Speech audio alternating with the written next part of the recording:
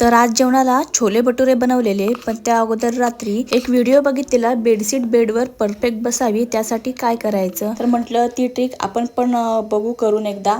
त्यामुळे मी इथे बेडशीटचे पूर्ण बेडवर हंतरून घेतली आणि त्याचे 4 कॉर्नर आहेत पहिले सुई दोऱ्याने शिवले, नंतर मशीनवर शिलाई मारली त्याची आणि साईडचे कॉर्नर होते ते कापून टाकले। आता हे सर्व करायला मला अर्धा ते पाऊण तास गेला, कारण सारखं काढायचे आणि सारखं लावून बघायची, त्यामुळे एवढा वेळ गेला। पण चादर मात्र परफेक्ट बसली। सकाळी उठल्यावर लेकींच्या टिफिनसाठी शिरा बनवलेला, वेलची पावडर संपलेली तर ती बनवून घेतली। शिरा तुपामध्ये छान असा भाजून घेतला। माऊला गरमीचा त्रास होतो त्यामुळे तिला बॉटल मधून सब्जा टाकून दिला।